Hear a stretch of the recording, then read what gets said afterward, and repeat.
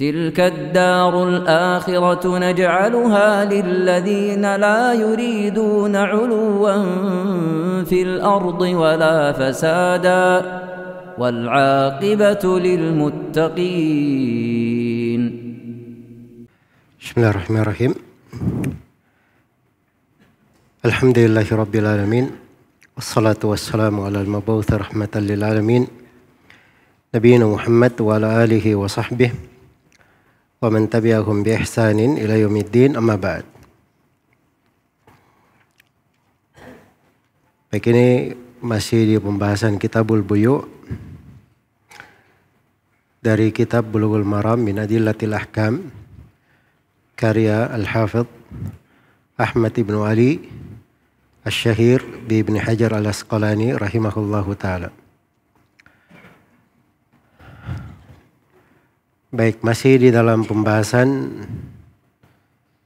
syurut al-buyu' dan al-buyu' al-manhiya anha. Al-buyu' al-manhi anha. Dan kita akan memasuki hadits berikutnya.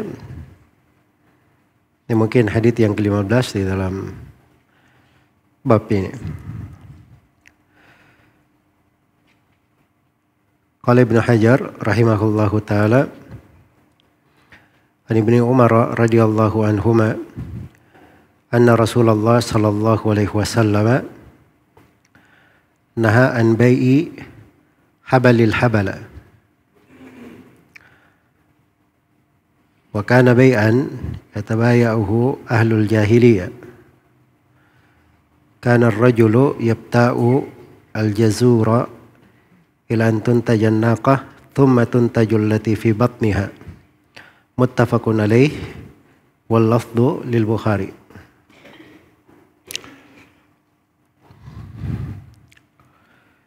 Baik, ini hadits masih ada kaitannya dengan dua hadits sebelumnya terkait dengan masalah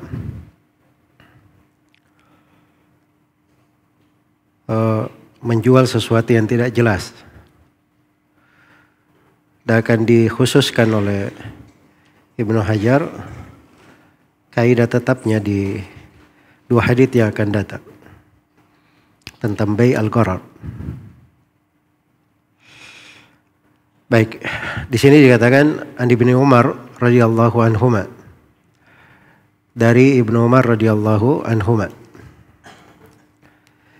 Ibnu Umar radhiyallahu anhuma Abdullah ibn Umar ibn al-Khattab Abu Abdurrahman.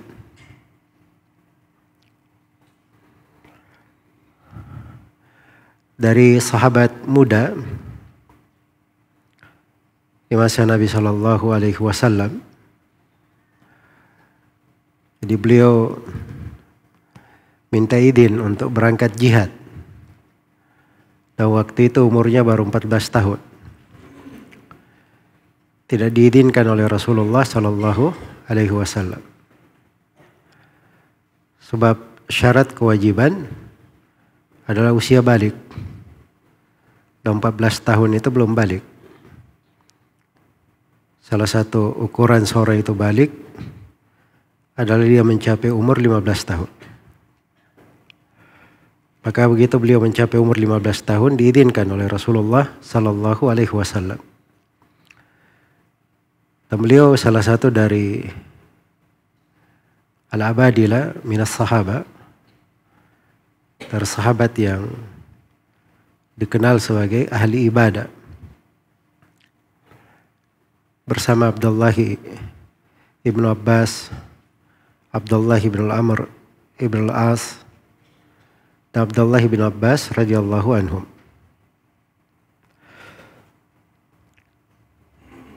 Kata Ibnu Umar, anna Rasulullah sallallahu alaihi wasallam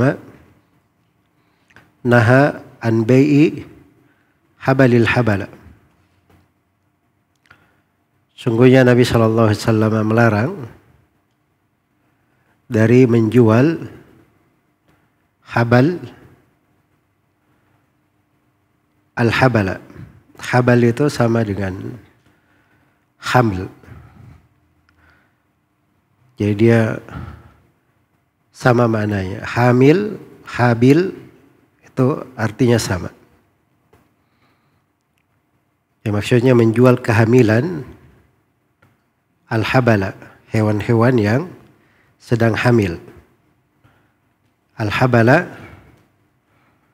jamak dari habil.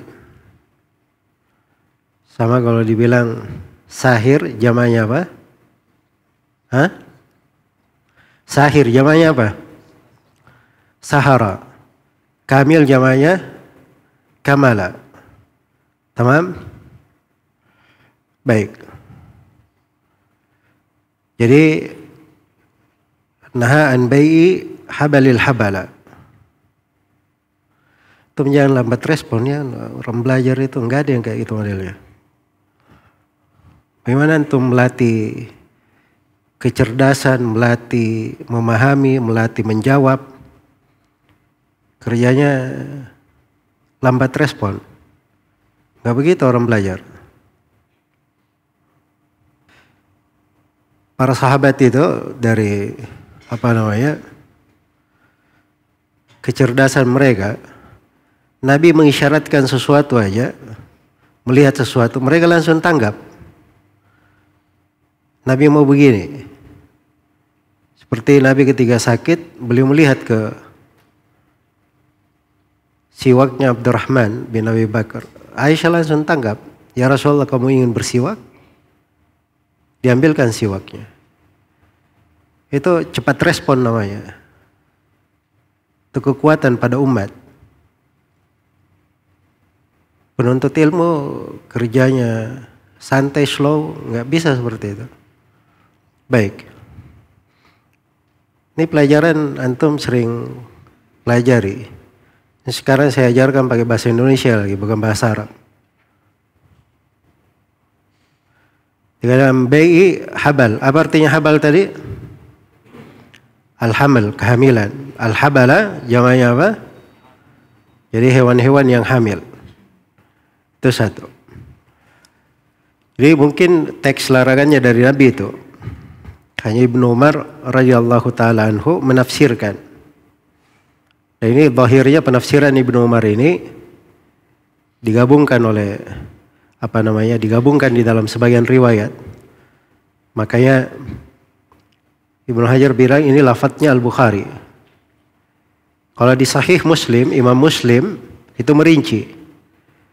Ketika beliau sebutkan hadits ini, kata beliau qala yaitu Ibnu Umar berkata, kana ahlul jahiliyah yatabaya'una lahmal jazuri ila habalil habala.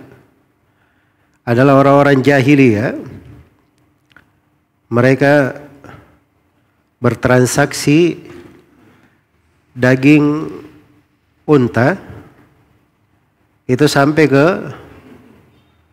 waktu kehamilan hewan-hewan hamil. Ya, terus beliau terangkan wa habalul habalah. Dan habalul habalah itu artinya apa? Antun tajan naqatu thumma tahmilul lati natajaj. Adalah hewan itu hamil, kemudian yang dia lahirkan itu hamil lagi. Ya, maka Nabi SAW melarang dari hal tersebut. Baik, itu bahasa di Sahih Muslim.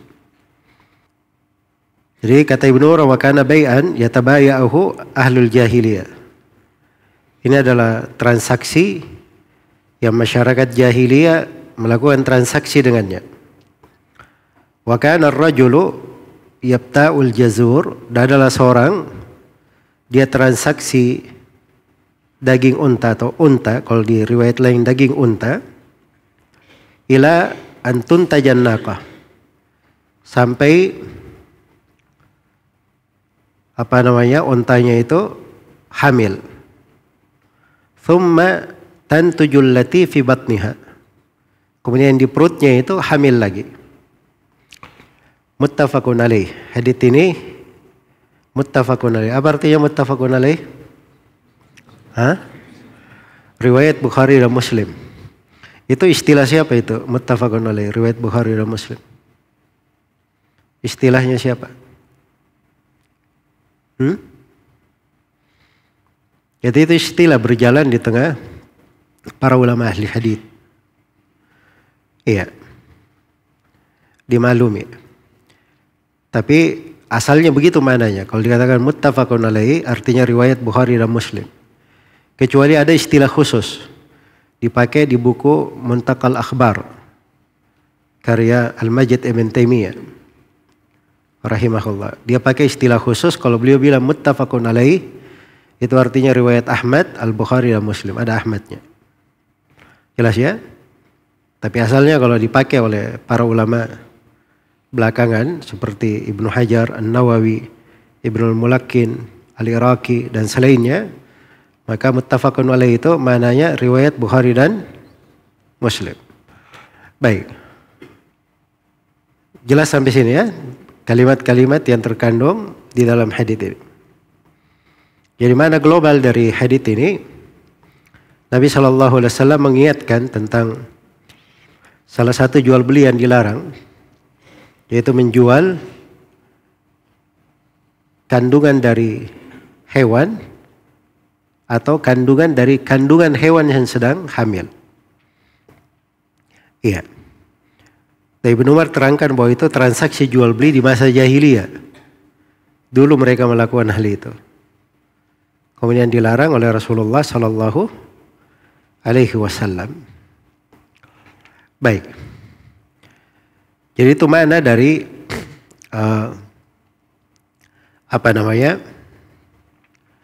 hadits ini. Kita detailkan dari makna hadits ini. Dikatakan di sini, anna Rasulullah sallallahu alaihi wasallam naha an bai'i habalil habala. Sungguhnya Rasulullah sallallahu alaihi wasallam melarang dari jual beli atau dari transaksi menjual kehamilan hewan-hewan yang sedang hamil. Iya. Kehamilan hewan yang sedang hamil itu ada mengandung beberapa makna. Iya. Dan di sini Ibnu Umar mengikatnya dengan konteks. Mengikatnya dengan konteks kebiasaan yang berjalan di tengah masyarakat jahiliyah. Iya. Kebiasaan yang berjalan di tengah masyarakat jahiliyah. Baik. Jadi mereka melakukan transaksi terkait dengan hewan yang ada di kandungan hewan yang sedang hamil atau apa yang akan dilahirkan nanti yang dikandung oleh hewan yang sedang dihamilkan. Dipahami sampai sini? Sekarang hewan hamilnya namanya A. A menghamilkan apa? B. Nanti B ini kalau lahir, dia menghamilkan si C. Jelas? Menghamilkan si C, maka itu masuk semua itu dalam habalil habala. Dua-duanya, apakah si B atau si C, itu masuk di dalam mereka melakukan transaksi. Dan di sini Ibnu Umar menjelaskan bahwa ini adalah transaksi dilakukan oleh masyarakat jahiliyah. Iya. Kita sudah mengambil kaidah ya di pembahasan muamalah. Muamalah itu al-aslu fil muamalah apa? Hah? Apa kaidahnya? Al-aslu fil muamalah al-hillu wal ibaha. Adalah boleh dan halal. Itu asalnya dalam muamalah. Kecuali kalau ada larangan, maka tidak boleh didekati. Makanya Ibnu Umar menjelaskan jenis larangan di sini. Jenis larangan. Kalau muamalahnya ada di masa jahiliyah, kemudian berlanjut ke masa Islam, dan Nabi SAW tidak melarang, maka itu tidak dipermasalahkan. Tidak dipermasalahkan. Seperti dulu di masyarakat jahiliyah, mereka ada namanya mudharabah. Iya. Dia berikan harta, seorang pemilik harta, si A pemilik harta, diberikan kepada si B. B ini harta, ambil, kamu berniaga dengannya. Nanti kita bagi hasil dari apa yang kamu niagakan, kita bagi hasil. Sesuai dengan kesepakatan mereka. Setengah-setengah atau sesuai apa yang mereka sepakati. Itu ada dari masyarakat jahiliyah di masa dahulu. Dan adalah Rasulullah SAW dulu melakukan harta Khadijah seperti itu. Iya. Dan itu dilakukan oleh orang-orang Arab.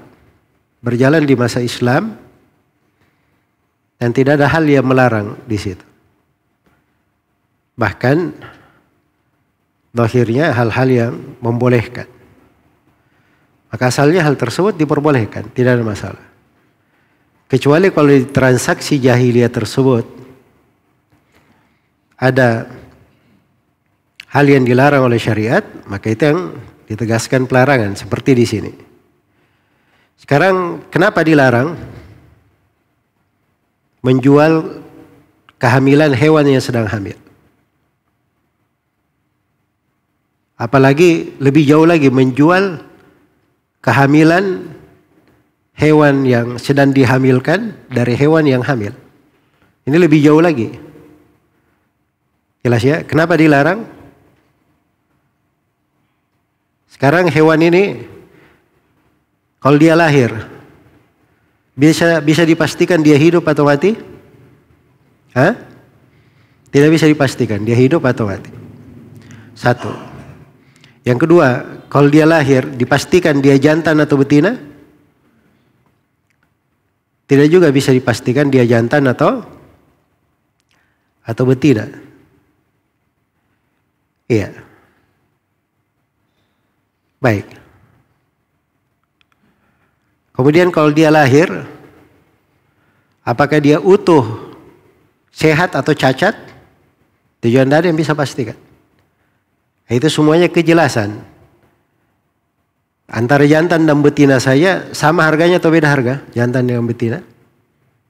Beda harga. Beda nilai. Ini semuanya ketidakjelasan. Jahala. Gharar. Yang disebut dengan gharar. Baik. Dan itu sama dengan yang telah berlalu kemarin. Dirabil fahl. Asbil fahal dengan dirabil jamal. Iya. Dari airnya hewan jantan. Karena hewan jantan itu kalau mengawini hewan betina pasti melahirkan atau tidak? Hah? Belum pasti kan begitu. Kalau hewan jantan dia kawin dengan hewan betina itu belum tentu menghasilkan. Makanya menjualnya itu masuk ke dalam gharar. Dan itu dilarang di dalam syariat. Tegas hadits-hadits yang melarang di dalam hal tersebut. Baik. Kemudian di sini yang kedua, penafsiran Ibnu Umar. Penafsiran Ibnu Umar ini terlihat ada dua kemungkinan ya. Kemungkinan yang pertama beliau menjelaskan tentang hukum menjual hewan di dalam kehamilan itu. Dan itu adalah gharar. Iya. Itu kemungkinan yang pertama. Dan kemungkinan yang kedua, dan ini lebih banyak penafsiran yang di seputar kemungkinan yang kedua, itu yang dimaksudkan adalah menjual dengan masa yang diakhirkan tapi tidak jelas. Masa tenggang yang diakhirkan tetapi tidak jelas. Iya. Baik. Masa tenggang yang diakhirkan yang tidak jelas ini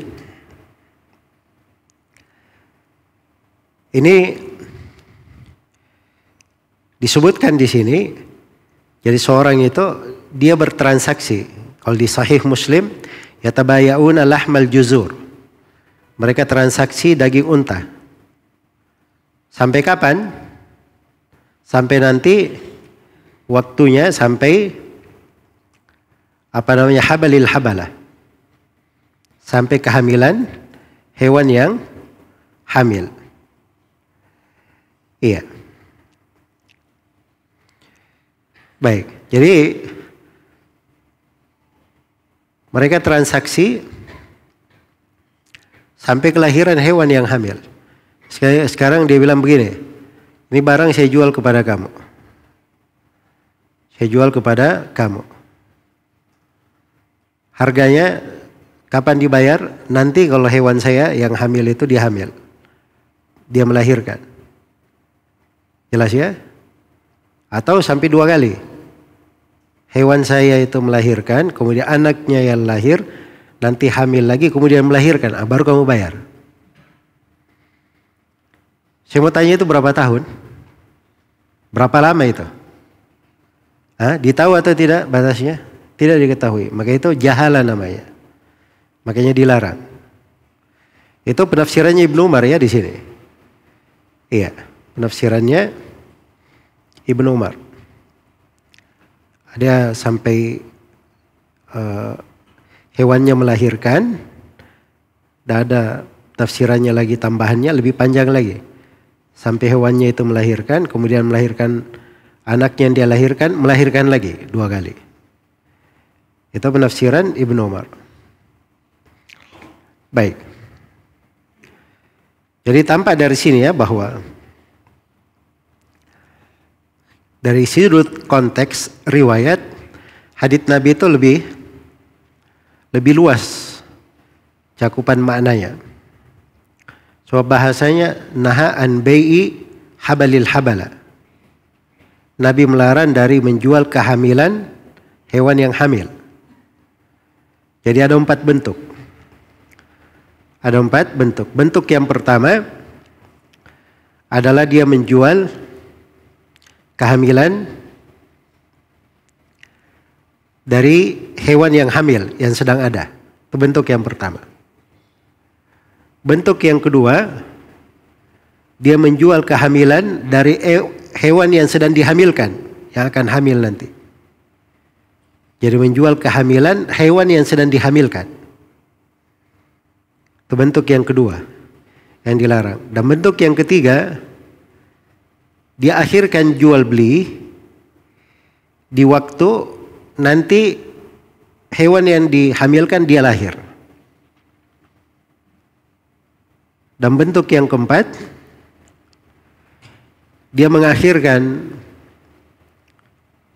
harga dari transaksinya sampai lahir hewan yang dihamilkan dan dia melahirkan lagi hewan yang lainnya.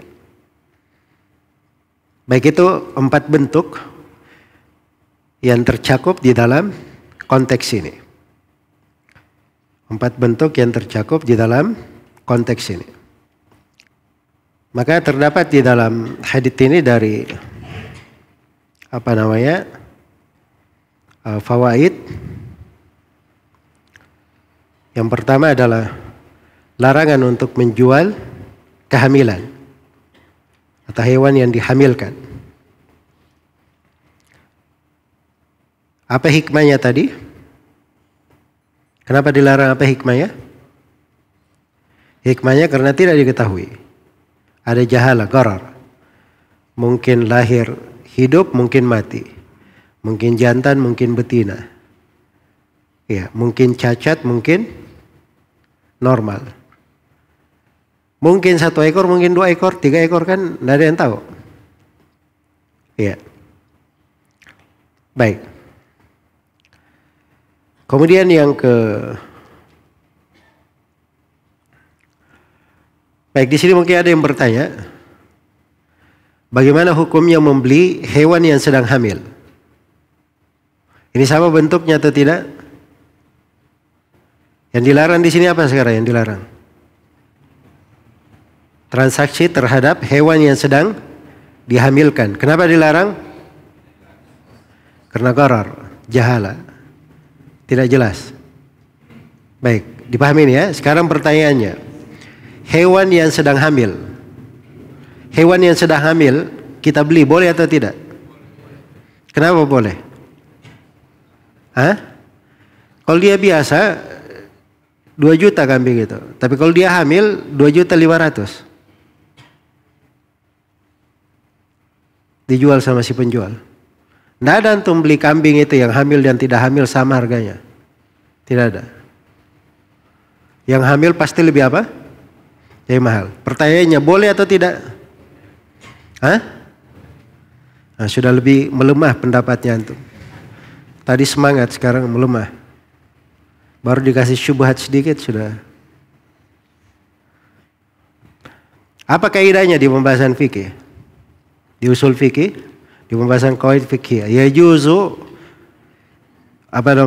tabaan ma la yajuzu istiqlalan.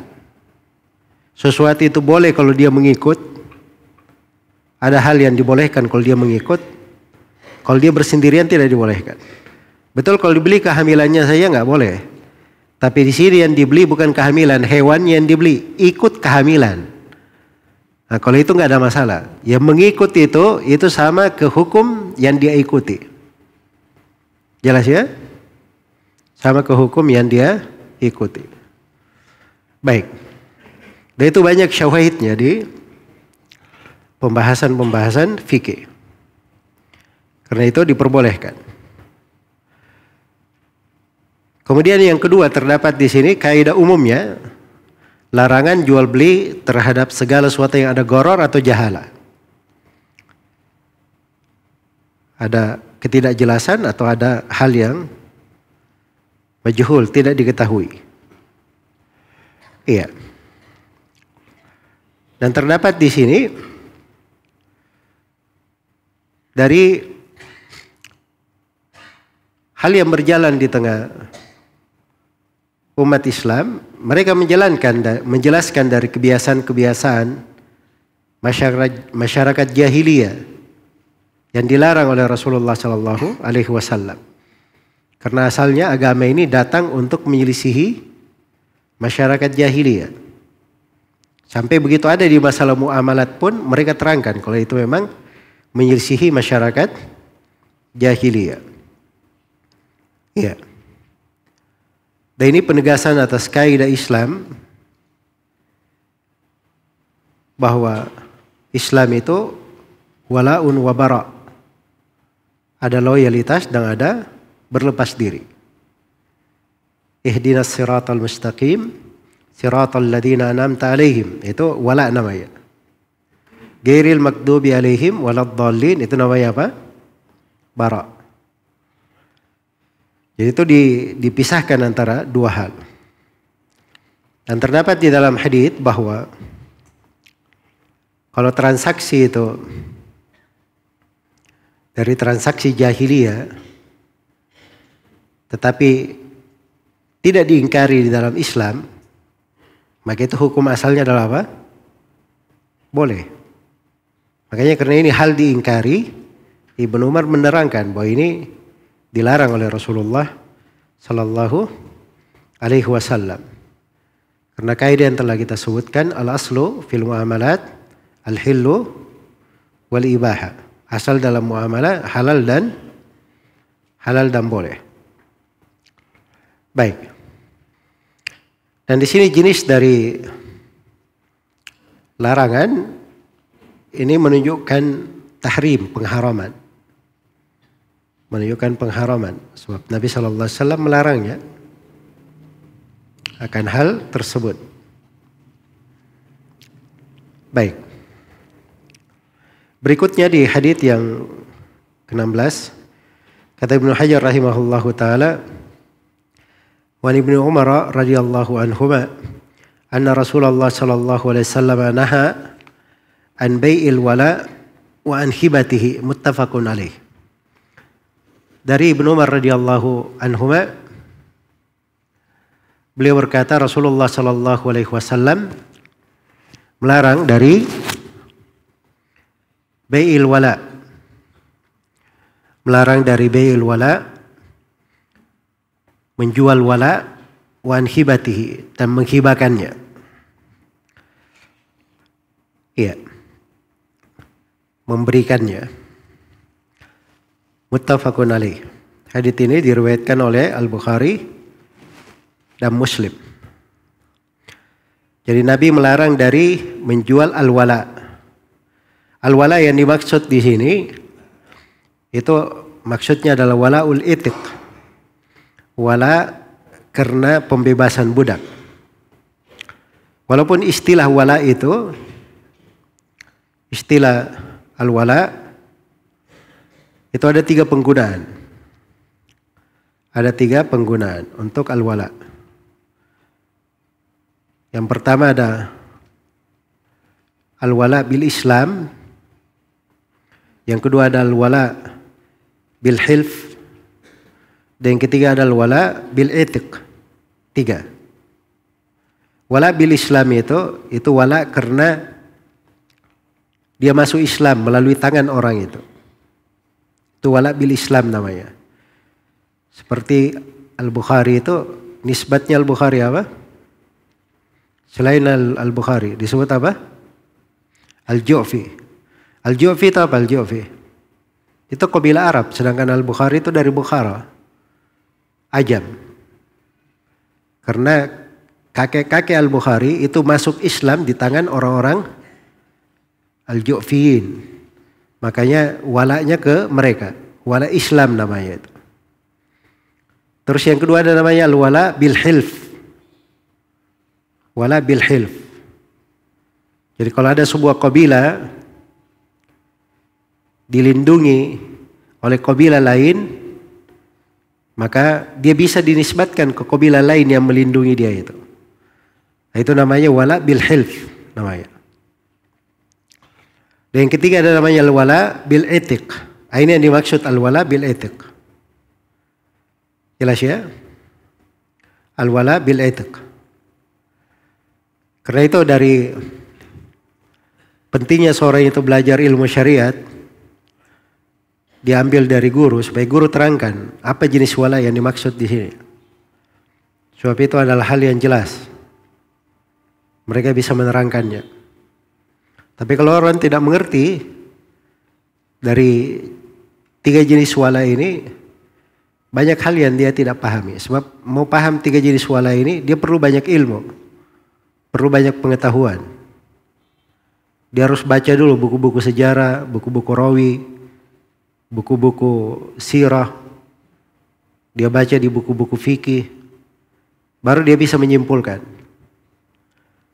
Tapi kalau dia duduk kepada guru, ya seperti sekarang ini. Mendapat kata wala, saya terangkan terbagi 3. Mudah dapat kesimpulan. Menjadi kaidah di pembahasan wala. Baik. Kemudian di sini juga di adab di penuntut ilmu, terus dia pahami bahwa bahasa Arab itu, orang paham bahasa Arab itu banyak. Dia baca bisa dia pahami, bisa dia terjemahkan. Tapi hakikat dari kalimat itu maknanya apa? Itu fikih. Itulah yang disebut dengan ilmu namanya. Yang disebut dengan ilmu. Dan orang di dalam fikih terhadap ilmu itu bertingkat-tingkat. Ada yang fikihnya misalnya sampai kepadanya hadits, dia cuma tahu lafadznya saja. Itu jenis dari ilmu, dia tahu lafadznya. Ada orang yang sampai kepadanya lafadz hadits, dia langsung paham maknanya. Itu jenis dari ilmu.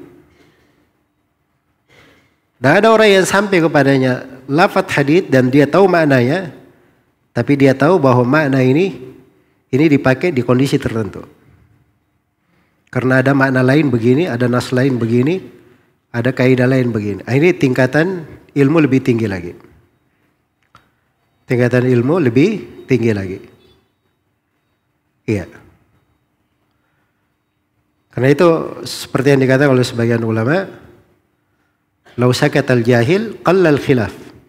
Andai kata orang yang jahil itu diam, maka sedikit terjadi silang pendapat. Tapi kadang ada orang jahil, Dia di ilmu di tingkatan pertama misalnya, tapi dia belum di tingkatan kedua dan ketiga. Tapi masalah ini tingkatan pertama ini paling capila. Lebih banyak bicara daripada apa? Orang yang di tingkatan kedua dan ketiga. Itu menjadi masalah. Iya. Seperti anak-anak yang baru belajar silat itu.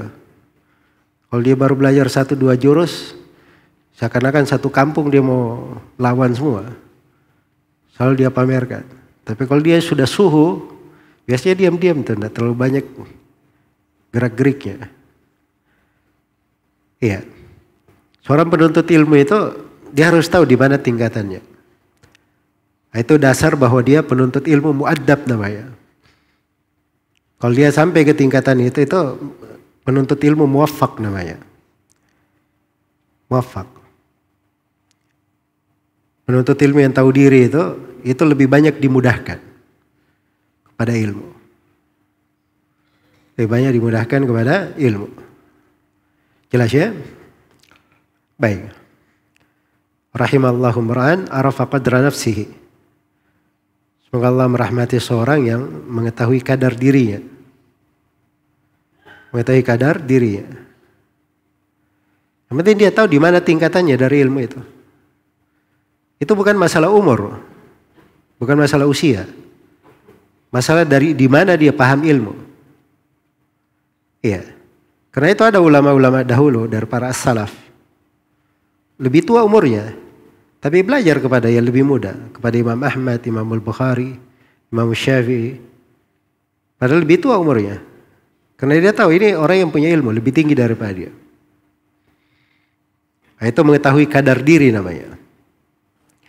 Baik, jadi maksudnya di sini al-wala itu ada 3. Dan wala yang dimaksudkan di sini wala apa maksudnya? Wala al-itiq. Wala al-itiq itu begini ceritanya. Sekarang kalau ada budak, saya merdekakan. Saya merdekakan budak ini. Maka begitu budak ini meninggal, saya bisa menjadi ahli waris dia. Saya bisa menjadi apa? Ahli waris dia. Ini bisa menjadi ahli waris dia. Itu namanya wala. Wala bil itiq. Jelas ya?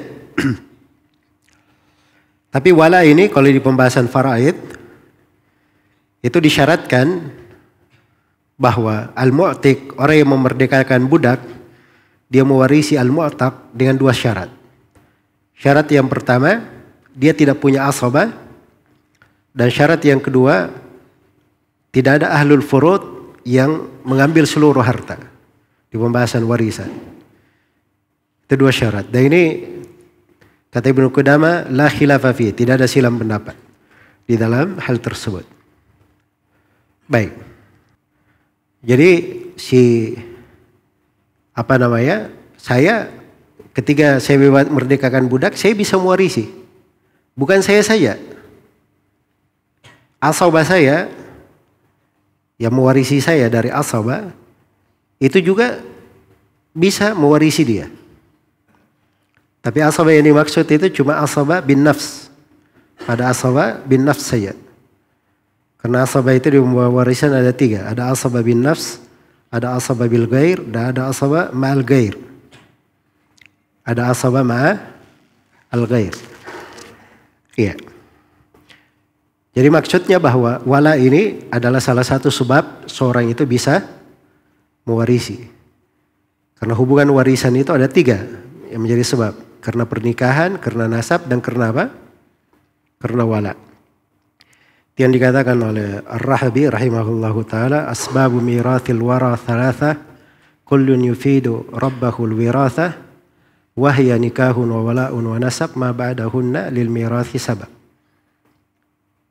Jadi ada 3. Nikah, wala, dan sabab.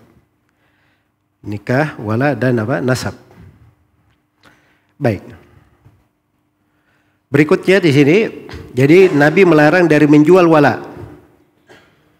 Jadi coba antum bayangkan ya kalau wala dijual, kayak bagaimana? Sekarang saya misalnya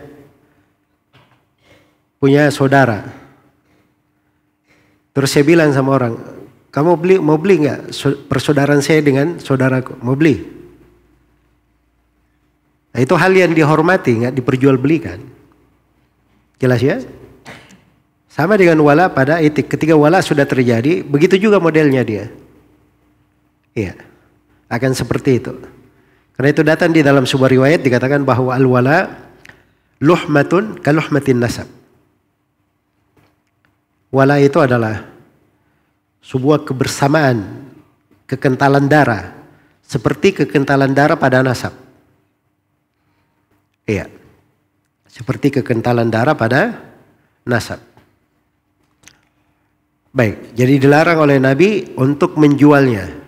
Satu, menjual itu masuk segala jenis dijual. Apakah dijual lepas, dikontrakkan, disewakan, tidak boleh. Semuanya dilarang. Jelas ya? Terus yang kedua, wahibatihi, dan dilarang untuk memberikannya. Oh, ini wala saya, ambil saya. Itu tidak diperbolehkan. Baik. Kemudian di sini dikatakan oleh penulis rahimahullah,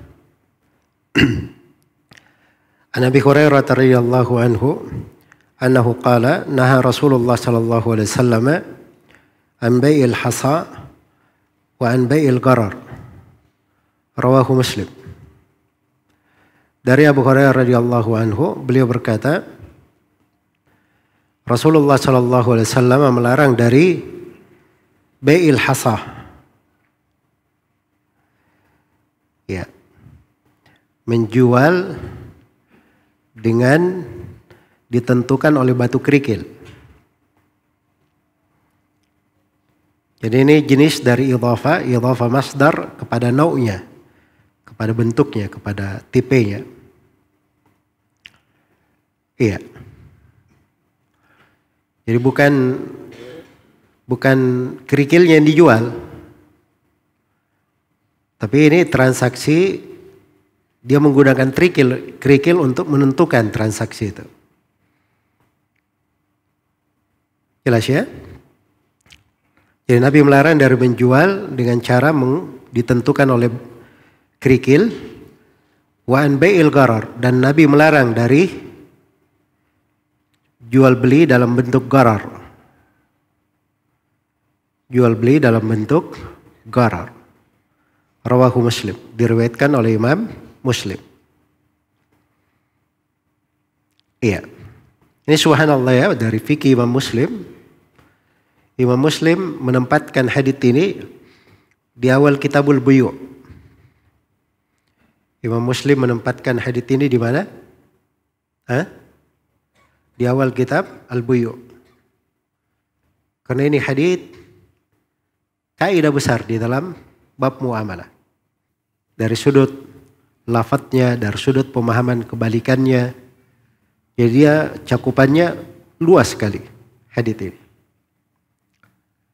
Saya sudah terangkan ya bahwa pokok-pokok yang dilarang di transaksi jual beli itu ada beberapa sebab. Dan dari sebab pokok ada transaksi jual beli dilarang, itu disebabkan karena apa? Al-gharar ini. Iya, itu dari sebab pokok. Sebagaimana pernah saya terangkan juga tentang dari pokok larangan adanya riba. Dari pokok larangan juga adanya kezaliman, penipuan. Dan dari pokok larangan juga adanya dharar, sesuatu yang membahayakan. Nah, itu 4 pokok terbesar. Di larangan apa? Transaksi jual beli. Dan di sini Imam Muslim masuk menerangkan tentang al-gharar ini. Membawakannya di sini. Jadi kita lihat contohnya yang diberi di Ibnu Hajar di sini membawakan hadits ini. Nah, ini adalah awal hadits di Sahih Muslim untuk menegaskan kaidah pelarangan di sini di bab gharar. Di bab gharar. Jadi semua jenis larangan itu kembali kepada beberapa sebab. Dan ini sebab terbesar ya. Di antara sebab terbesar ya, yaitu gharar. Baik, saya beri contoh-contoh ya dari gharar. Di sini diberi contoh, di sini anbai'i al-hasa. Transaksi dengan apa? Dengan diputuskan oleh kerikil. Iya. Itu banyak bentuknya, di penafsirannya disebut banyak bentuk. Sebut banyak bentuk. Misalnya seorang masuk di tengah kambing-kambing, dijual. Ada kambing gemuk, kambing sedang, kambing kurus, ada yang sehat, ada yang sakit. Pemilik kambingnya bilang itu ada batu. Kamu lempar kemana saya, kena seekor kambing, maka semuanya itu harganya 1 juta. Misalnya. Jelas ya? Diambil batu, kena, lempar, dapat yang kurus, sakit. Rugi atau untung dia? Rugi. Ya kalau dia beruntung, dia dapat gemuk, ya itu beruntung namanya. Tapi belum tentu dia dapat itu. Akhirnya namanya ketidakjelasan. Bentuk gharar. Ada yang mengatakan bentuk lain. Misalnya diambil batu, dia mau beli tanah. Berapa tanah yang kamu beli? Saya punya duit misalnya 100 juta. Baik, kamu ambil batu itu. Lempar, sejauh lemparanmu itu harga, itu tanah yang kamu dapatkan. Bagaimana kalau dia melempar tiba-tiba tak laci batunya? Cuma 1 meter saja di depan. Akhirnya dia cuma dapat 1 meter. Jelas ya, tapi kalau dia kuat bisa melempar sampai 1 kilo. Wah. Masya Allah. Nah, ini di masa, contoh ya di masa dahulu. Dan ini semuanya gharar. Ya, bisa dimaklumi ya, apa sebabnya dilarang gharar ini? Itu sebab pertikaian, percekcokan, permusuhan. Ini sudah beli, oh, saya lihat kayaknya kurus-kurus ini. Coba kalau dia melempar pasti dekat-dekat aja. Ternyata melempar 2 kilo. Dendam pula dia. Wah ini saya dari, tapi saya sudah terlanjur ngomong. Akhirnya marah terus sama orang. Jelas ya? Jadi itu sebab permusuhan, sebab pertikaian. Dan syariat ini menutup segala pintu yang menyatukan seseorang, menjerumuskan seseorang ke dalam hal yang diharamkan. Baik. Nah, ini contoh dari bai'ul hasah. Ya sudah berlalu tadi contoh bagaimana hewan diambil, dijual jasanya kalau dia mengawini hewan lain. Itu dilarang. Kenapa? Karena mungkin berhasil, mungkin tidak berhasil. Nah itu gharar juga namanya. Iya. Dan diantara bentuknya juga akan datang nanti larangan menjual sesuatu yang tidak ada di sisi kita. Sesuatu yang tidak ada di sisi kita itu tidak bisa dijual. Iya. Misalnya saya jual burung-burung yang terbang di langit. Tidak bisa. Atau saya jual hewan, ikan-ikan yang berada di sungai Jedek Berang. Itu nggak ada di sesuatu yang tidak ada di sisi kita, belum dimiliki. Nah, itu menjualnya itu namanya apa? Namanya gharar. Karena itu ada larangan khusus dari Nabi Sallallahu Alaihi Wasallam. Iya. Ada banyak sekali ya dari hadits-hadits tentang larangan-larangan. Di antaranya juga dari hadits Ibnu Umar radhiyallahu taala anhu, nah Rasulullah sallallahu alaihi wasallam bai'ith thamara hatta yabdua salahuha. Nabi melarang dari menjual buah sampai jelas kematangannya. Sudah jelas matang baru boleh dijual. Jelas keberhasilannya. Sudah jelas keberhasilannya baru boleh dijual. Baik. Itu contoh-contoh ya dari Nabi Sallallahu Alaihi Wasallam. Beliau melarang dari hal-hal karena itu semuanya adalah gharar. Baik, gharar itu apa? Secara bahasa, Ya kalau secara dari apa yang saya terangkan, insya Allah semua orang sudah paham ya tentang mana dari goror yang ditegaskan di sini. Ya sudah bisa dipahami apa ini maksud dengan goror tersebut. Tapi kalau secara bahasa itu kadang dibahasakan goror itu pada sesuatu yang masih berbahaya, sesuatu yang seorang masih bisa tertipu. Mungkin dia dapat, mungkin dia tidak dapat, begitu. Itu goror. Ada yang membahasakan bahwa goror itu sesuatu yang kamu belum tahu ilmunya tentang itu. Iya. Atau di bahasanya orang-orang Syafi'iyah, goror itu sesuatu yang kalau kita berikan belum tentu kamu dapat manfaat timbal baliknya darinya. Belum jelas. Iya, belum yakin kamu dapat itu. Itu mereka macam-macam bahasanya, membahasakan kata dari goror tersebut.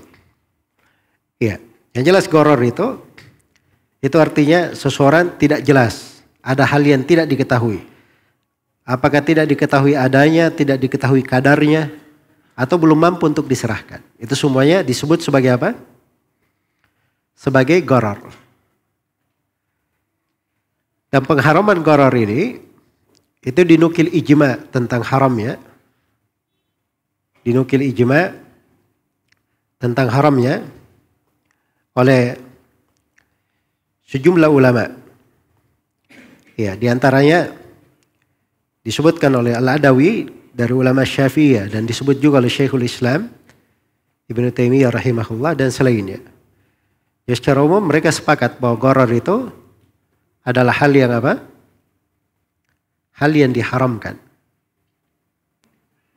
Tetapi harus diketahui bahwa goror itu goror yang bagaimana yang diharamkan itu.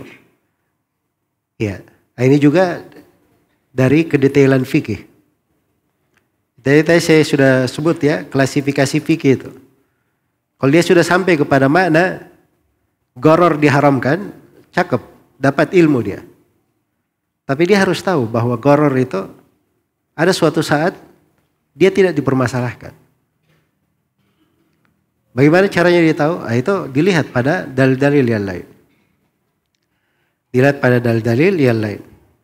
Karena itu para ulama, saya sederhanakan, para ulama menerangkan bahwa goror yang diharamkan itu diperkecualikan 4 perkara. Diperkecualikan 4 perkara. Yang pertama, goror yang sifatnya sedikit, ringan. Orang memaklumi, tidak dipermasalahkan. Iya.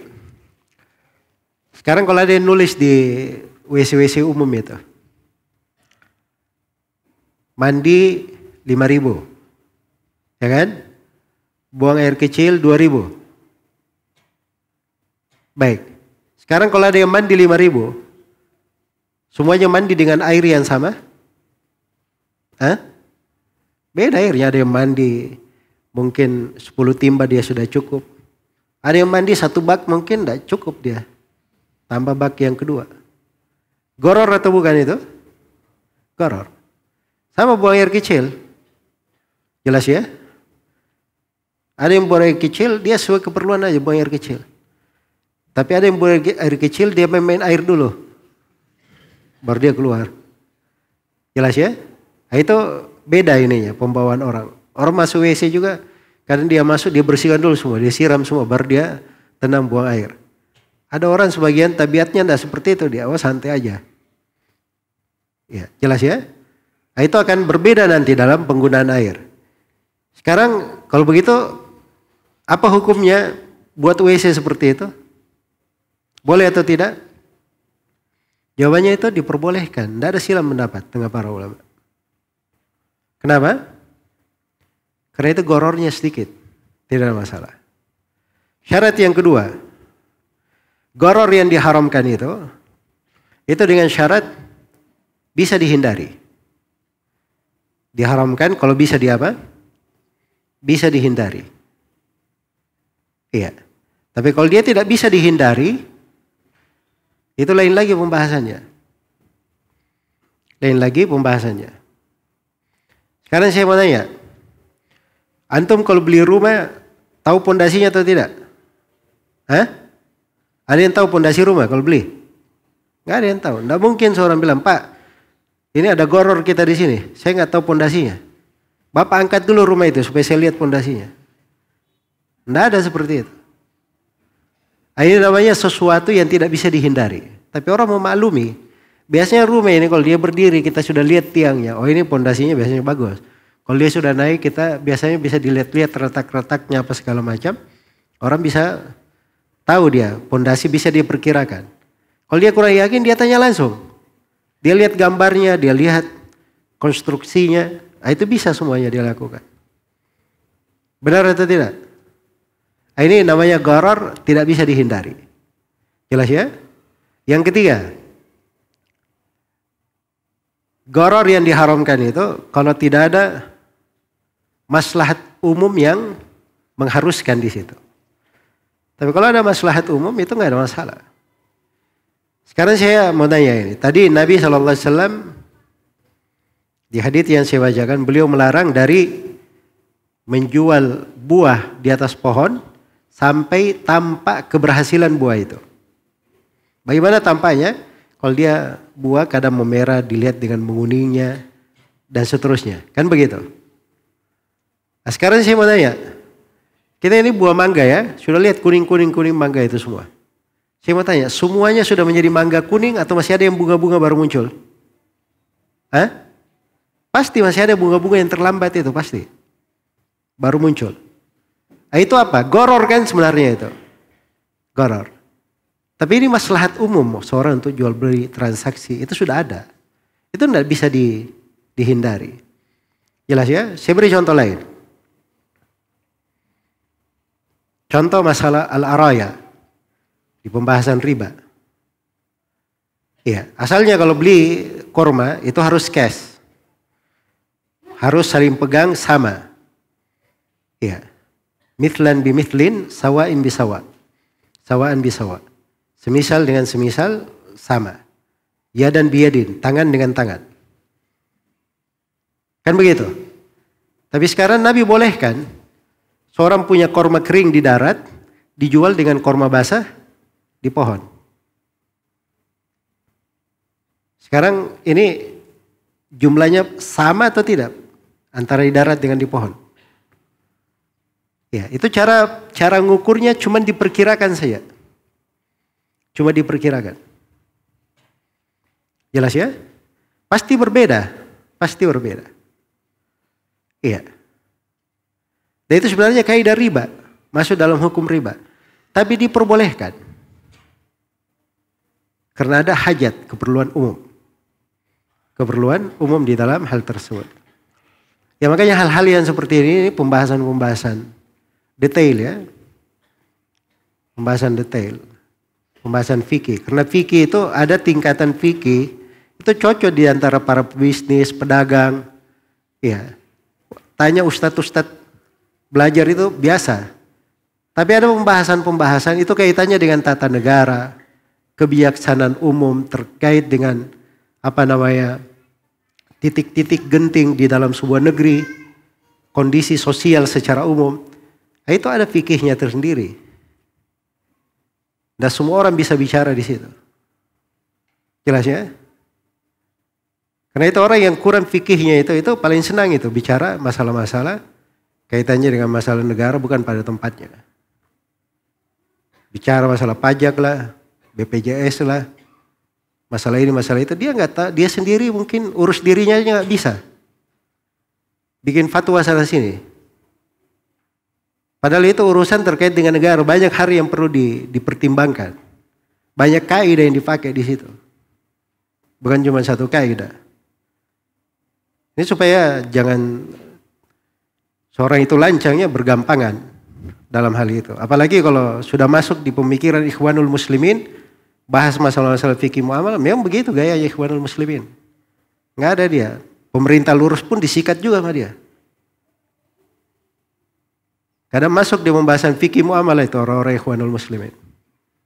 Makanya banyak itu Hizbut Tahrir bikin pelatihan-pelatihan itu. Ikhwanul Muslimin, pelatihan online apa segala macam. Fikih muamalah. Ya. Saya pernah dengar ada sebagian yang mengungkap satu bentuk fikih muamalah bagus menerangkan tentang syariah. Ujung-ujungnya dikasih contoh BUMN. Sikat BUMN-nya. Ini pemerintah memang sialan. Ini orang-orang seperti itu dia gaya berpikirnya. Jelas ya? Makanya seorang belajar itu perlu dia cari guru yang benar. Bagus. Oh jangan coba dia lihat, oh ini titelnya doktor ini. Atau ini banyak pengikutnya di Facebook. Kalau dia mengajar banyak yang hadir. Nah seperti itu orang melihat itu ilmu, dia belajar dari mana. Dia pahami ilmu itu dari mana. Dia di atas manhaj salaf atau tidak. Itu penting, berpengaruh. Sebab kalau tidak seperti itu akan merusak tatanan ilmu. Merusak tatanan ilmu. Iya. Dan ini gaya pembahasan ini seperti itu yang kita dapatkan dari guru-guru kita. Dan itu yang berjalan di tengah para as-salaf rahimahumullahu ta'ala.